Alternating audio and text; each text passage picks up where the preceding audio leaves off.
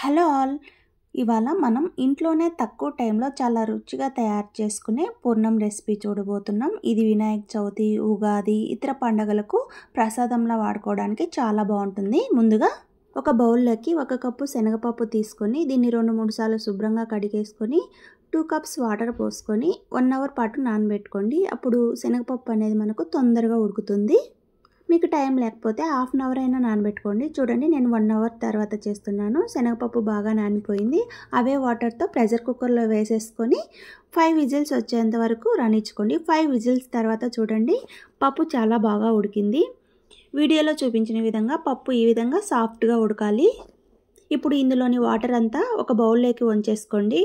ఈ వంచేసుకున్న వాటర్ను మనం పడేయకుండా రసంలో వాడుకుంటే చాలా బాగుంటుందండి. ఈ వాటర్తో రసం చేసుకుంటే ఒకసారి ట్రై చేసి చూడండి. ఇప్పుడు ఈ పప్పును మెత్తగా స్మాష్ చేసుకోవాలి.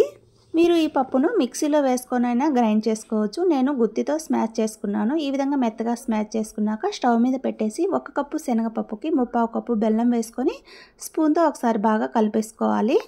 ఇప్పుడు బెల్లం కరిగేసి పిండి మొత్తం లూజ్గా అవుతుంది. ఈ పూర్ణాన్ని మనం కలుపుకుంటూనే ఉండాలండి, లేకపోతే అడుగంటుతుంది.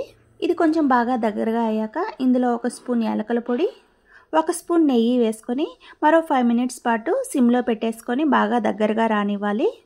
నెయ్యి వేసుకోవడం వల్ల పూర్ణం టేస్ట్ అనేది చాలా బాగుంటుంది.